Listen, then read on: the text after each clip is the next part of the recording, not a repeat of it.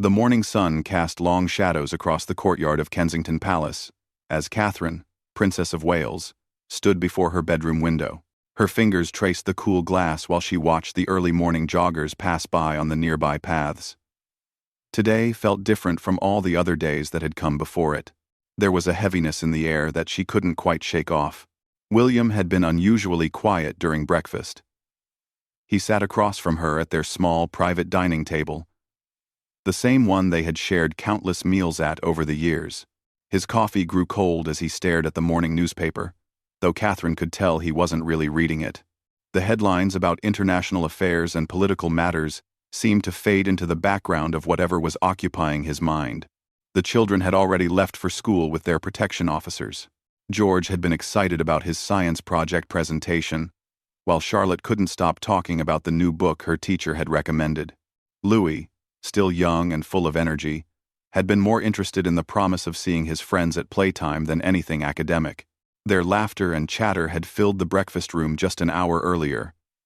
But now, the silence felt almost overwhelming. Catherine knew something was coming. She had learned to read William's moods over their many years together.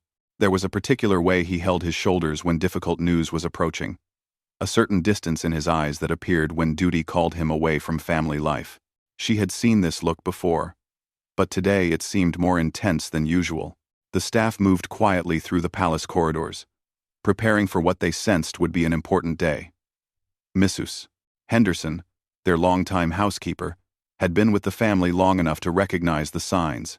She arranged fresh flowers in the main hallway with extra care, as if beautiful surroundings could somehow soften whatever was about to unfold. William finally folded the newspaper and looked up at his wife. The morning light caught the worry lines around his eyes, lines that had deepened over the past few months as various royal duties and international situations had demanded more of his attention. He reached across the table and took Catherine's hand, his thumb gently stroking her wedding ring. "We need to talk," he said softly, his voice carrying the weight of unspoken words. Catherine nodded, having expected this moment. She had felt it building for weeks.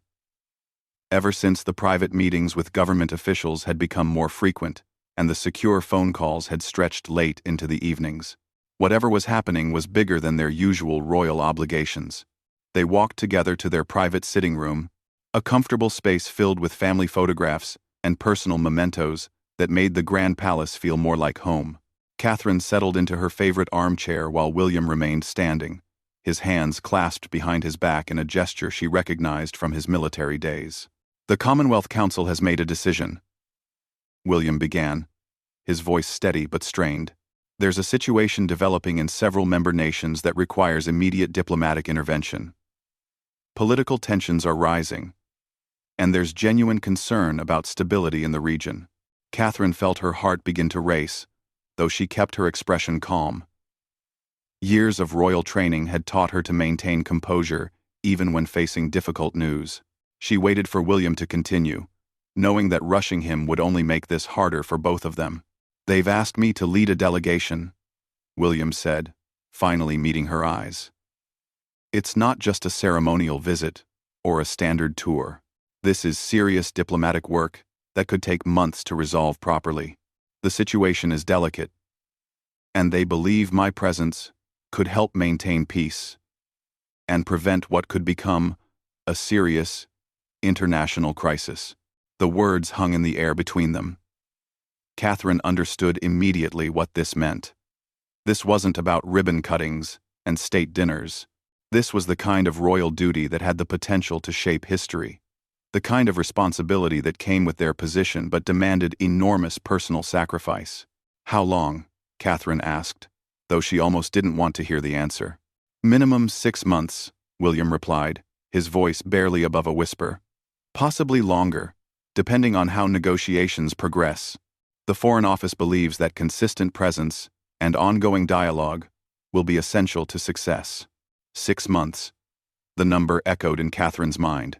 6 months of empty seats at the dinner table, of handling the children's questions about when Daddy would return, of managing royal duties and family life entirely on her own. 6 months of falling asleep in a bed that would feel too large and too cold. But even as her heart ached at the prospect of separation, Catherine felt a surge of pride in her husband. This was what they had prepared for throughout their entire relationship. From the moment she had fallen in love with a young man who happened to be second in line to the throne, she had known that duty would sometimes demand sacrifices that ordinary couples never had to make. "When do you leave?" she asked, proud that her voice remained steady. "Next Tuesday," William said, and Catherine could see how much the words cost him. "The advance team is already in place, but the council wants me there as soon as possible. Every day we delay increases the risk of the situation escalating beyond diplomatic solution. Tuesday. Less than a week away." Catherine's mind immediately began racing through all the preparations that would need to be made. The explanations that would need to be given to the children, the adjustments to her own schedule to accommodate William's absence. William crossed the room and knelt beside her chair, taking both of her hands in his. His eyes, usually so confident and steady, were filled with an uncertainty she rarely saw. This was no longer the future king speaking about duty and service. This was her husband, the father of her children. The man who still reached for her hand during scary movies, and who made her laugh until her sides hurt. "I know what I'm asking of you," he said quietly. "I know this isn't fair. And I know the timing couldn't be worse, with everything else we have planned. But Catherine, I truly believe this work could prevent something terrible from happening. These communities are on the edge of conflict that could affect millions of people." Catherine squeezed his hands, feeling the familiar calluses from his polo playing and the smooth gold of his wedding band. She thought about all the times they had navigated difficult situations together, all the challenges that had only made their partnership stronger. This would be their greatest test yet. But she knew they would find a way through it together, even while apart. "I understand," she said, and meant it completely. "This is bigger than us. Bigger than what we want for ourselves. If you can help prevent suffering and bring stability to those regions, then that's exactly what you need to do." William's eyes filled with unshed tears as he brought her hands to his lips and kissed them gently. The gesture was so tender, so full of love and gratitude, that Catherine felt her own eyes beginning to water despite her determination to stay strong. "The children," Catherine said after a moment. "We need to tell them in a way that helps them understand, without frightening them." William nodded, having already spent sleepless nights thinking about this exact conversation. George, at his age, would understand the concept of daddy traveling for work. But the length of time would be difficult for him to grasp. Charlotte would likely worry and ask detailed questions about when exactly he would return. Louis, being so young, might not fully understand why his father couldn't simply come home every evening as usual. "I thought we could frame it as an important job that will help many people," William suggested. "Something that makes Daddy's work meaningful and necessary, but not dangerous or scary." Catherine smiled despite the heaviness in her heart. Even in moments like this, William's first instinct was to protect their children's sense of security and happiness. It was one of the many reasons she had fallen in love with him, and one of the qualities that would make him an exceptional king when the time came. They spent the rest of the morning talking through practical arrangements and emotional preparations. There would be secure communication systems that would allow daily video calls, carefully scheduled to accommodate time differences and William's diplomatic obligations. Catherine would continue her royal duties while taking on some of William's scheduled appearances. The children's routines would remain as normal as possible, to provide them with stability during this period of change. As they talked, Catherine found herself memorizing details about this moment that she wanted to preserve. The way the morning light fell across William's face as he spoke, the sound of his voice explaining the complex political situation, with both passion and concern, the warmth of his hand holding hers throughout their conversation. By lunchtime, they had developed a plan for telling the children and managing the logistics of separation. But beneath all the practical discussions was an emotional undercurrent that neither of them addressed directly. This would be the longest they had been apart since their wedding day, and both of them were struggling with the magnitude of what lay ahead. The afternoon brought a series of briefings and meetings as government officials arrived to discuss final details of William's mission. Catherine watched from their private quarters as black cars with tinted windows pulled up to the palace entrance, delivering serious men and women in expensive suits who carried thick folders and spoke in hushed tones about international relations and diplomatic strategy. She used this time to begin her own preparations. There were royal engagements to reschedule, charitable commitments to adjust, and family obligations to reorganize. Her private secretary worked with quiet efficiency to restructure the coming months, though Catherine could see the concern in her eyes as well. When evening came, and the official meetings concluded, William and Catherine found themselves alone again in their private sitting room. The children had been fed and were working on homework in the family room nearby, their voices providing a comforting backdrop of normalcy to an otherwise extraordinary day. "Are you afraid?" Catherine asked quietly, voicing the question that had been in her mind all day. William considered this carefully before answering. "Not afraid exactly," he said. "Worried about being away from all of you for so long? Absolutely. But afraid of the work itself? No. I believe in what we're trying to accomplish." Catherine admired his honesty and his clarity about the situation. This wasn't about personal ambition or political advancement. This was about using his position and influence to potentially prevent conflict and suffering in vulnerable communities. It was exactly the kind of leadership the world needed, even if it required enormous personal sacrifice from their family. As they prepared for bed that evening, their usual routines felt charged with additional meaning. Every shared moment, every casual touch, every ordinary interaction carried the weight of knowing that such simple intimacies would soon be replaced by scheduled video calls and carefully coordinated communication across time zones. Catherine lay in bed that night listening to William's breathing beside her, trying to memorize the sound and rhythm of it. In less than a week, she would be falling asleep alone, wondering what time it was, where he was, and whether his diplomatic meetings had gone well that day. But alongside the sadness and anticipation of missing him, Catherine felt something else growing in her heart. A deep pride in the man she had married and the life they had built together. This separation would be a test of their love and their commitment, but it would also be an opportunity to demonstrate the strength of their partnership and their shared dedication to service. Tomorrow they would begin the difficult process of explaining the situation to their children and helping them understand that sometimes love means supporting each other through necessary separations.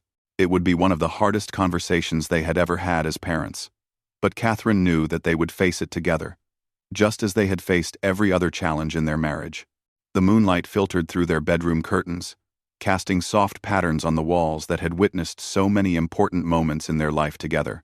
As Catherine finally drifted off to sleep, her hand still touching William's arm, she carried with her the knowledge that their love was strong enough to weather whatever challenges lay ahead. The next few days passed in a blur of preparation and emotional conversations. Tuesday morning arrived with gray skies and a persistent drizzle that matched the mood hanging over Kensington Palace. Catherine woke before dawn, unable to sleep through what she knew would be one of the most difficult days of her married life. William was already awake beside her, staring at the ceiling with the same restless energy that had kept him tossing and turning throughout the night. They had said very little to each other since waking up, both lost in their own thoughts about what the day would bring. The weight of the approaching farewell sat heavily between them. "The children will be up soon," Catherine whispered, her voice barely audible in the quiet room. William nodded and turned to face her, reaching out to brush a strand of hair away from her face. His touch was gentle but urgent, as if he was trying to memorize the feeling of her skin beneath his fingertips. They had decided the night before to maintain as normal a morning routine as possible for the sake of George, Charlotte, and Louis. Breakfast was a carefully orchestrated balance of normalcy and underlying tension. The children chatted about their school day ahead, while William and Catherine exchanged meaningful glances across the table. George seemed to sense that something important was happening, asking more questions than usual about his father's travel plans. Charlotte was unusually clingy, insisting on sitting directly next to William and frequently reaching over to touch his arm while she talked. Louis, blissfully unaware of the full magnitude of the situation, was more interested in building towers with his toast pieces then engaging in serious conversation. His innocent laughter provided brief moments of lightness that both parents treasured, knowing such sounds would soon exist only in video calls and recorded messages. After the children left for school with their protection detail, the palace became a hive of activity. William's personal staff moved efficiently through his quarters, completing final packing and security preparations. His diplomatic bags had been prepared and sealed the night before, containing briefing documents and communication equipment that would keep him connected to both his family and the government officials coordinating his mission. Catherine tried to stay busy with her own preparations, reviewing the adjustments to her schedule and confirming arrangements for the children's care during her increased royal duties. But every few minutes, she found herself stopping whatever she was doing to simply watch William as he moved through their home, gathering personal items and saying quiet goodbyes to staff members who had become like family over the years. Around mid-morning, William's protection officers arrived for their final briefing. Catherine could hear the low murmur of serious conversations drifting from his study as they reviewed security protocols and emergency procedures. The reality of what he was undertaking became more concrete with each official detail that was discussed and confirmed.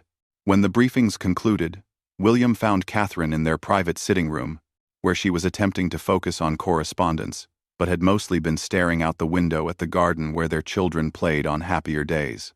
He sat down beside her on the sofa, close enough that their knees were touching. "I keep thinking about all the things I want to tell you before I leave," William said, his voice rough with emotion. "But every time I try to find the words, they seem inadequate for what I'm feeling." Catherine turned to face him fully, taking in every detail of his expression. "Then don't try to find perfect words," she said softly. "Just tell me what's in your heart right now, in this moment." William was quiet for a long time, gathering his thoughts. When he finally spoke, his words came slowly, deliberately, as if he was carefully selecting each one. "I'm proud of us," he said. "Proud of what we've built together. Proud of how we've handled every challenge that's come our way. And I'm proud that you understand why I have to do this, even though it hurts." Catherine felt tears beginning to gather in her eyes, but she blinked them back. "I am proud too," she replied. "Proud that the man I fell in love with is the same man who would sacrifice his own comfort to help others. This is who you are, William. This is why I knew from the beginning that loving you would mean sharing you with the world." They held each other then, a long embrace that communicated everything words couldn't capture. Catherine breathed in the familiar scent of his cologne, feeling the steady rhythm of his heartbeat against her cheek. She wanted to freeze this moment, to hold onto the feeling of complete togetherness before distance and duty pulled them apart. The sound of cars arriving in the courtyard interrupted their private moment. William's departure convoy had arrived, along with several government officials who would accompany him on the first leg of his journey. Through the window, Catherine could see photographers gathering across the street, their long lenses focused on the palace entrance. Word had somehow leaked about William's departure, and the media was already positioning itself to capture images of his farewell. "I hate that we can't have even this moment to ourselves," William said, noticing the growing crowd of journalists. Catherine squeezed his hand. "We've never had moments entirely to ourselves," she reminded him. "That's part of what we signed up for. But what matters is what we mean to each other, not what anyone else sees or thinks they understand about us." William's private secretary appeared in the doorway with an apologetic expression. "Your Royal Highness, I'm sorry to interrupt, but we need to begin final preparations. The diplomatic flight is scheduled to depart in 2 hours." William nodded, though Catherine could see how much he wanted to ask for more time. They had known this moment was coming, had prepared for it as thoroughly as possible, but no amount of planning could make the actual farewell any easier. Catherine walked with William as he made his way through the palace corridors toward the main entrance. Staff members lined the hallways, offering respectful nods and quiet words of support. Mrs. Henderson, who had witnessed countless royal departures over her decades of service, stepped forward to shake William's hand with tears in her eyes. "We'll take good care of everything here, Your Royal Highness," she said, with the kind of maternal warmth that had made her indispensable to the family. "You focus on the important work you're going to do." At the main entrance, William's security detail was conducting final checks on the vehicles. His luggage had already been loaded, and government officials were reviewing last-minute details on their tablets and phones. The efficiency of the operation was impressive, but it also emphasized the serious nature of his mission. Catherine felt a surge of anxiety as she realized how close they were to the actual moment of separation. For days, it had seemed like something that would happen in the future. Now it was happening in real time, and she wasn't sure she was as emotionally prepared as she had thought. "Wait," she said suddenly, causing William to stop just before reaching the door. "I need one more minute." William nodded to his security team, who stepped back respectfully to give them privacy. Catherine reached into her jacket pocket and pulled out a small wrapped package that she had been carrying with her all morning. "I wanted to give you this before you left," she said, placing the package in William's hands. "It's not much, but I thought it might help you feel connected to home during difficult moments." William unwrapped the package carefully, revealing a silver photograph frame containing a recent picture of their family.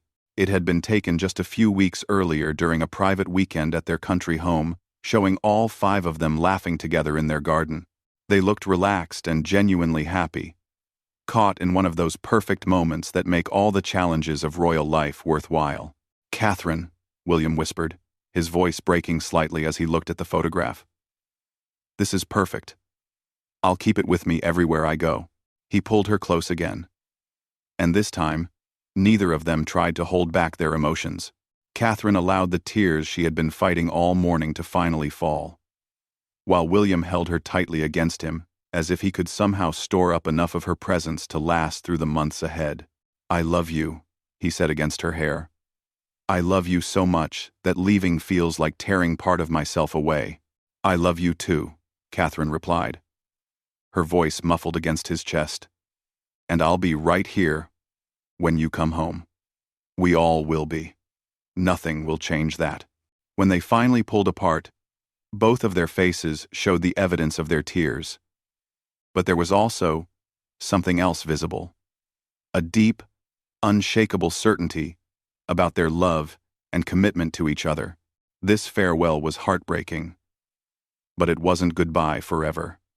It was a temporary separation, in service of something larger than themselves. William's security detail indicated that they really did need to leave now to make their scheduled departure time. William nodded and took Catherine's hand as they walked together toward the waiting cars. The photographers across the street were taking pictures rapidly, and Catherine knew that images of this moment would be broadcast around the world within hours. But she found that she didn't care about the cameras or the public scrutiny. All that mattered was William, and making sure he left knowing how much he was loved and supported. Everything else was just noise that had no bearing on what was real and important in their lives. At the car door, William turned back to Catherine one final time. The expression on his face was a mixture of determination and deep sadness.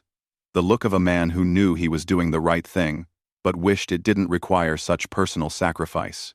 "Take care of yourself," he said, reaching up to touch her face gently. "Take care of our children.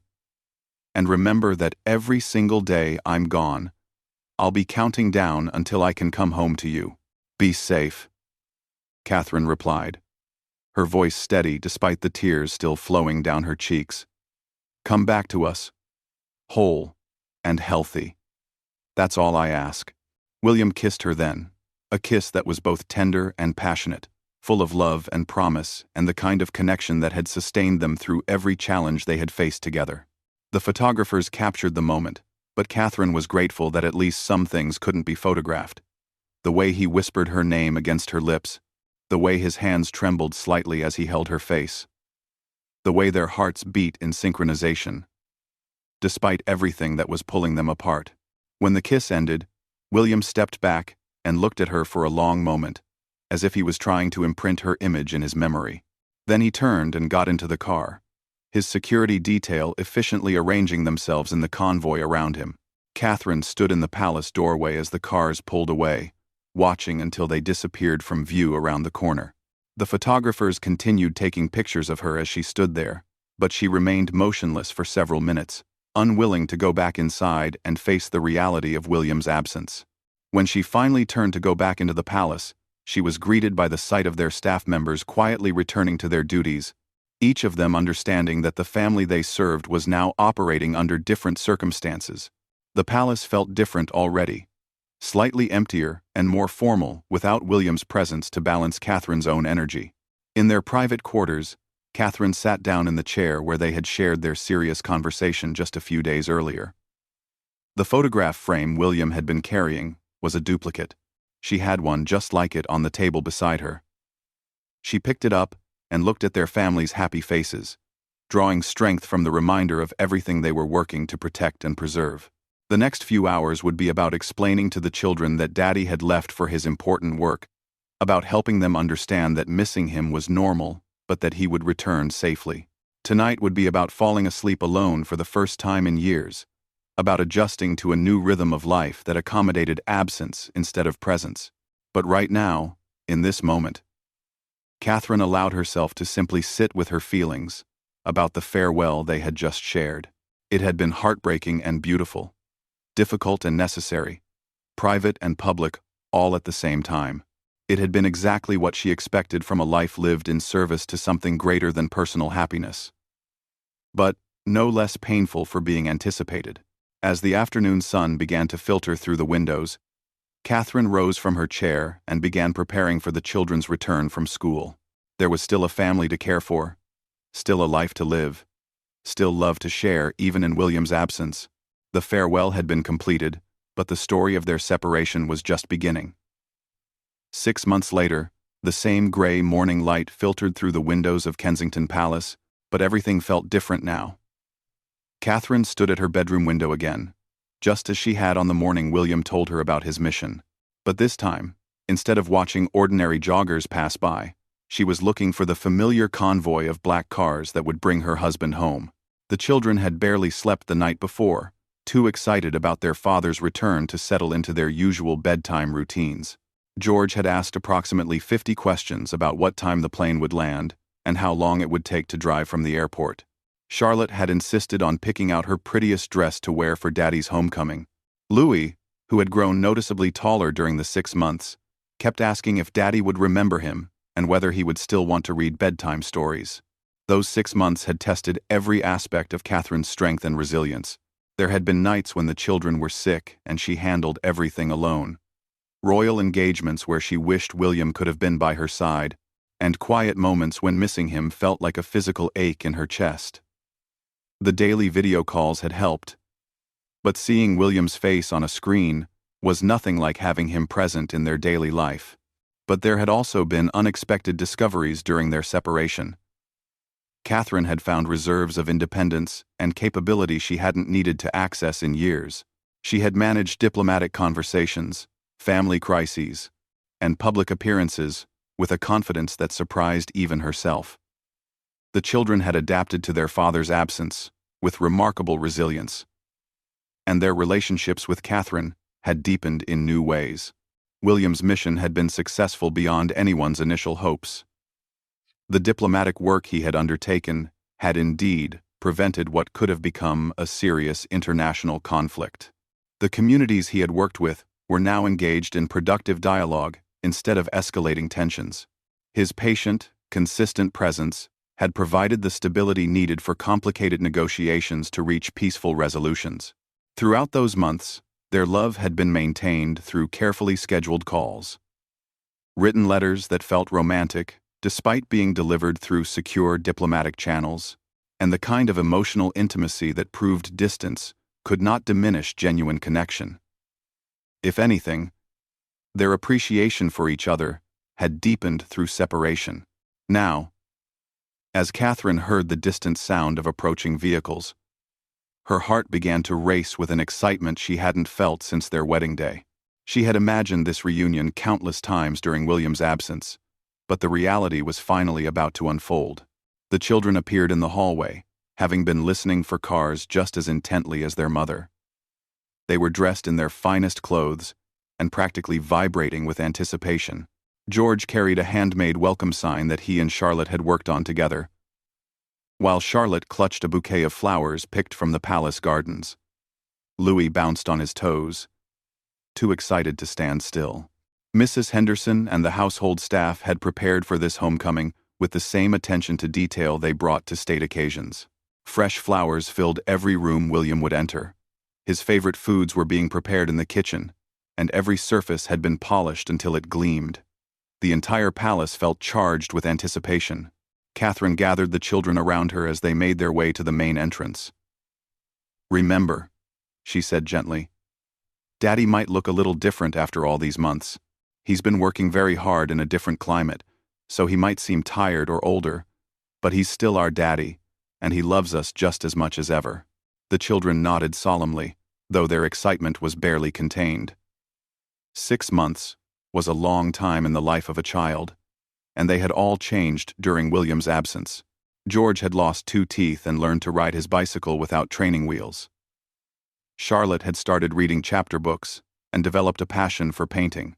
Louis had learned to tie his shoes and had begun attending preschool. The sound of car doors closing echoed through the courtyard, followed by the familiar voices of William's security detail, coordinating his arrival. Catherine felt her breath catch in her throat as she realized that in just moments she would see her husband for the first time in half a year. The main doors of the palace opened, and suddenly William was there, looking both exactly the same and somehow different. He was thinner than when he had left, his face marked by the stress and intensity of months of difficult diplomatic work. His hair had grown longer, and there were new lines around his eyes that spoke of sleepless nights and challenging negotiations. But when his eyes met Catherine's across the entrance hall, the smile that spread across his face was pure joy and relief. For a moment, neither of them moved, simply taking in the sight of each other after so many months of separation. The children stood quietly beside Catherine, suddenly shy in the presence of their father, who had become almost mythical in their minds during his absence. "Hello," William said softly, his voice carrying across the space between them with the same warmth Catherine remembered from their last conversation 6 months earlier. "Welcome home," Catherine replied, her voice steady despite the tears that were beginning to form in her eyes. Then the spell of stillness broke, and everyone moved at once. The children rushed toward their father, all previous shyness forgotten in their excitement to finally touch him and confirm that he was really, truly home. William knelt down to their level and gathered all 3 of them into his arms, holding them tightly as they chattered over each other about everything he had missed. Catherine watched this reunion with her heart full of gratitude and love. Seeing William with their children again, witnessing their joy at being reunited, confirmed everything she had believed during the long months of separation. Their family was strong enough to weather any challenge, and their love was deep enough to survive any test. When William finally stood up from embracing the children, he walked slowly toward Catherine. The staff had discreetly withdrawn to give the family privacy for their reunion, understanding the magnitude of this moment for all of them. "Catherine," William said as he approached her, and her name on his lips sounded like a prayer of gratitude. "William," she replied, reaching out to touch his face gently, confirming that he was real and present and home. They came together in an embrace that was different from their farewell 6 months earlier. Where that goodbye had been full of uncertainty and sadness, this reunion was filled with triumph and relief. William held Catherine as if he never intended to let her go again, while she melted into the familiar comfort of his presence. "I missed you so much," William whispered against her hair. "I missed you more than I thought was possible." "I know," Catherine replied softly. "I missed you too. But you're home now. And that's all that matters." When they finally pulled apart, both of them were crying freely, no longer concerned about maintaining royal composure in the face of such overwhelming emotion. The children gathered around them again, creating a family circle that felt complete for the first time in 6 months. Over the next few hours, William shared stories from his time away, while the family caught him up on everything that had happened at home. He told them about the communities he had worked with, the progress that had been made in peace negotiations, and the satisfaction of knowing that his efforts had made a real difference in preventing conflict and suffering. The children showed him their school projects and artwork, performed the songs they had learned, and demonstrated the new skills they had acquired during his absence. William listened to every story with complete attention, marveling at how much they had grown and changed while he was away. As evening approached and the children were settled with their homework and dinner, William and Catherine finally found themselves alone together in their private sitting room. The space looked exactly the same as it had 6 months earlier, but they both felt different, changed by their experience of separation and reunion. "How are you really?" Catherine asked, studying William's face in the soft lamplight. "I can see that this was harder on you than you expected." William considered her question carefully. "It was the most difficult thing I've ever done," he said honestly. "Not just the diplomatic work, though that was challenging enough, but being away from all of you, missing so many important moments, living with the constant worry about whether you were all right here without me." Catherine took his hand, intertwining their fingers in the gesture that had always provided comfort and connection between them. "But you succeeded," she said. "You did exactly what you set out to do. The mission was successful, and you're home, safely." "We succeeded," William corrected her gently. "I couldn't have done any of it without knowing that you were here taking care of everything and everyone I love most. Your strength made my work possible." They talked late into the night, sharing the experiences and emotions that video calls and letters hadn't been able to fully convey. Catherine told William about the moments of loneliness and doubt, but also about the pride she had felt watching news reports of his successful negotiations. William described the weight of responsibility he had carried and how thoughts of his family had motivated him through the most challenging days. When they finally went to bed, it felt like a homecoming in the truest sense. The physical space they shared had remained the same, but their relationship had been tested and strengthened by their separation. They had proven to themselves and each other that their love could withstand the demands of duty and service, that their commitment to each other was unshakable even when tested by distance and time. The next morning, William woke up before dawn and spent several minutes simply watching Catherine sleep beside him, grateful beyond words to be sharing their bed again, instead of sleeping alone in diplomatic quarters thousands of miles away. When she stirred and opened her eyes to find him watching her, her first emotion was not surprise but relief, as if she had been afraid that his return might have been just a dream. "Good morning," she whispered, her voice soft with sleep and happiness. "Good morning," William replied, leaning over to kiss her forehead. "The first good morning I've had in 6 months." Over breakfast, the children were full of questions about what would happen now that Daddy was home.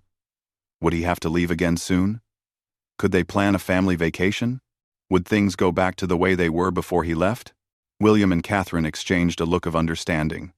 They both knew that this experience had changed all of them in some way. William's successful mission had demonstrated his capability as a future king, while Catherine's graceful handling of increased responsibilities had shown her strength as a future queen. The children had learned that their family could survive challenges, and that love persists, even through separation. In the weeks that followed, life gradually returned to a new normal that incorporated the lessons learned during their months apart. William resumed his regular royal duties, but with a deeper appreciation for the importance of family time. Catherine continued some of the additional responsibilities she had taken on, having discovered capabilities she hadn't known she possessed. The story of their emotional farewell and joyful reunion had indeed stirred the world, as people everywhere connected with the universal themes of love, sacrifice, and commitment that their experience represented. But for William and Catherine, the most important outcome was the strengthening of their bond and their increased confidence in their ability to face whatever challenges their unique life might bring. Their love had been tested by separation, proven by sacrifice, and deepened by reunion. They had discovered that even royal love could survive the demands of duty, and that sometimes the most difficult farewells lead to the most meaningful homecomings. Months later, when people asked Catherine about that difficult time, she would always emphasize not the pain of separation but the joy of reunion, not the challenge of being apart but the strength they found in each other. Their farewell had indeed stirred the world, but their reunion had confirmed something even more important: that true love, tested by duty, and strengthened by sacrifice, could overcome any obstacle and endure any challenge. The embrace that had marked William's departure had been full of sorrow and uncertainty. The embrace that marked his return was full of triumph and joy. Together, they told the complete story of a love that was strong enough to serve not just themselves, but the world they had pledged to help lead and protect.